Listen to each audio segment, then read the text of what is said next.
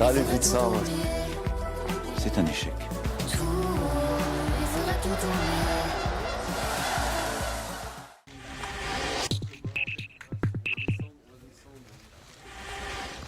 Le mois de décembre s'ouvre sur la profanation du cimetière juif de Westhofen. 107 tombes maculées par des croix gammées et le nombre 14, signe de la mouvance du suprémacisme blanc. En moins d'un an, c'est la 3e fois qu'un cimetière juif est profané dans le Bas-Rhin. Quand je vois l'état de leurs tombes, ça me fait mal au cœur. C'est tout. Quelque part, je suis vraiment déçu d'avoir des gens aussi misérables qui puissent salir, je dirais, la mémoire des hommes de cette façon-là. C'est honteux. Parmi les stèles taguées, celle de la famille de Jean-Louis Debré, dont les aïeux se sont installés à Westhofen. Très affecté, l'ex-président du Conseil constitutionnel a exprimé des sentiments mélangés au vu de ce cimetière souillé. Un sentiment à la fois de honte, de colère, mais aussi une très grande détermination. Ça ne ressemble pas à l'Alsace et ça ne ressemble pas à la France. Alors soyons rassemblés et unis pour lutter contre toutes les formes de haine, dont l'antisémitisme.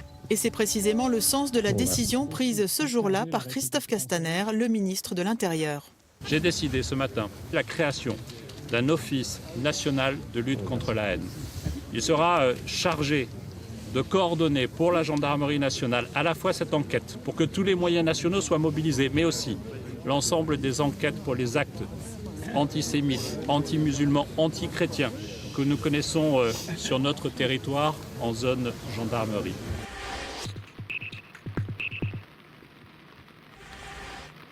Une stèle à la mémoire des victimes des attentats du 11 décembre 2018. Il y a tout juste un an, Cherif Shekat tuait 5 personnes, en blessait 10 autres dans les rues de Strasbourg. À la demande des familles, cette première commémoration se voulait sobre, digne et fraternelle. Je suis strasbourgeois et puis c'est un cauchemar pour tout le monde. Hein. Forcément, tout le monde a été touché et je trouvais normal de venir rendre un hommage.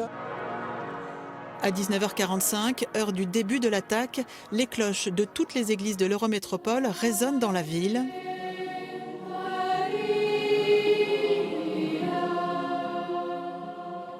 Au sein de la cathédrale, une cérémonie œcuménique réunit 1 millier de personnes.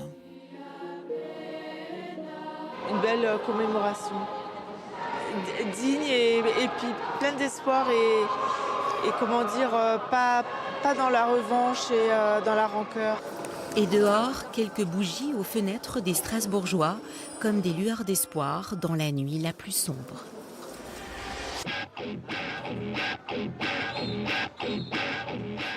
Un mois de décembre dans la rue pour bon nombre de cheminots, postiers, étudiants, enseignants et personnels hospitaliers. Les policiers font aussi entendre leur voix. À Strasbourg, Colmar et Mulhouse, ils sont des milliers à refuser en bloc la retraite à points. Édouard Philippe, il a convaincu les indécis à nous rejoindre et il a été très efficace. Il a fait un très bon travail de syndicaliste et il a eu des arguments très forts pour rassembler tout le monde contre cette réforme. Le gouvernement nous dit qu'il assurera un minimum de pension de 1 000 € pour des gens qui ont fait une carrière entière. Vous vous rendez compte que 1 000 € c'est en dessous du seuil de pauvreté en France aujourd'hui. Des gilets rouges rejoints par des gilets jaunes. Une mobilisation qui dure, notamment sur les rails. La grève à la SNCF perturbe les retrouvailles sous le sapin de nombreuses familles.